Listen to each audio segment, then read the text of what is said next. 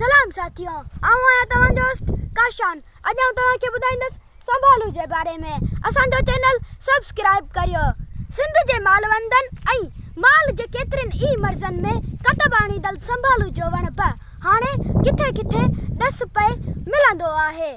सिंध जे ज़रख़ाइज़ ऐं मैदानी इलाइक़नि सां तालुक़ रखंदड़ बुनियादी तौर खणी सिंध जो न बि हुजे तॾहिं बि सिंध में मिलंदड़ हिन वण जी इलाज जो टोटकनि मां भांइजे थो त हिन वण बि वॾो अरसो सिंध में गुज़ारियो आहे। सिंध ऐं पंजाब जे मैदानी इलाइक़नि में मिलंदड़ ही वण थर जी वारियासी ऐं कोहिस्तान जे पथरीली ज़मीननि में नथो मिले। निम जे पननि सां मशाबहत रखंदड़ संभालू जा पन निम जे पननि खां कुझु वॾा हूंदा आहिनि, जन जो पोयों हिसो सफ़ेदी माइल रंग जो हूंदो आहे।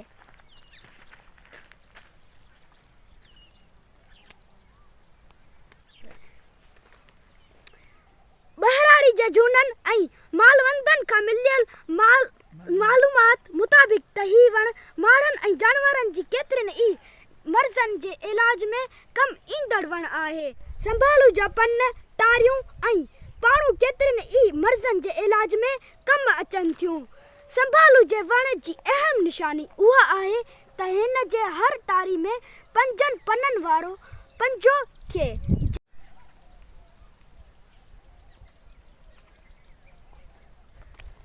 1 2 3 4 5 ही ॾिसो 5 पन ई अथसि। संभालू जे हर हिसे मां हकीमनि खां अलावा मेडिकल साइंस जूं बि केतिरियूं ई दवाऊं जुड़नि थियूं, जंहिं करे हिन वण जी आलमी सतह ते बि अहमियत तमामु घणी आहे। बहराड़ी माण्हुनि मुताबिक़ त मेहन बकरिन ऐं ढगिन खे वाउ जी बीमारी में संभालू जा पन घोटे ऐं उॿारे पीआरबा आहिनि। माल में संभाले जी बीमारी में जॾहिं माल जे नक ऐं वात मां पाणी पियो ॻणंदो आहे त उन हालत में ढोर खे संभालू जे पन जो दूंहों कबो आहे त काफ़ी फ़र्क़ु अची वेंदो आहे। जे कमु ईंदो आहे वाह थी वञे या पंहिंजो खाधो पीतो हज़म नथो थिए उन को ईंदो आहे। माल तोड़े मालवंदनि खे संभालू जा पन फट या सूर वारी जाइ ते बि ॿधीनि। माल जे वियामण वक़्तु माल जे थड़नि ते सोज थी पवंदी आहे त बहराड़ी जा माण्हू संभालू जा पन पाणी में ओॿारे उन्हनि जो थड़नि खे सेक ॾींदा आहिनि त उॿरियल पन थड़नि खे ॿधींदा बि आहिनि, जंहिंसां सोज ते काफ़ी फ़र्क़ु पवे थो। माण्हुनि में बि हर्निया जी बीमारी में पन ओॿारे टकोर बि कंदा आहिनि। माल में ज़हरबाद जी मर्ज़ जी सूरत में संभालू जा पन राति जो लस्सी में मिलाए रखनि सुबुह जो उहा लस्सी छाणे पीआरनि था। माल जे थड़नि मां कॾहिं रत अचण जी सूरत में या खीर बंदि थी वञण जी सूरत में संभालू जा पन साए गाह में कुतर करे बि खाराइनि था।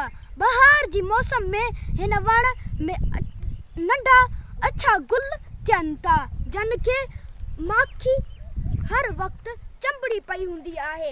हिन वण मां अंग्रेज़ी दवाउनि जे ठहण करे जापान हिन वण जो तमामु वॾो ख़रीदार आहे, पर अफ़सोस एॾी क़ीमती ऐं अहम कुदरती नेमत हाणे नापैद थींदी पई वञे। वॾी ॻाल्हि त ही वण ॾंदड़ हणण सां बि आसानी सां थी पवंदो आहे। ॾंदड़ हणण लाइ सिर्फ़ 3 फुट जी संभालू जी काठी अधु फुट ज़मीन में खोड़े मथां माल जो गोबर या छेणो हणे छॾिजे त कुझु ॾींहंनि में पाड़ हणे गौंच कढे वेंदो आहे।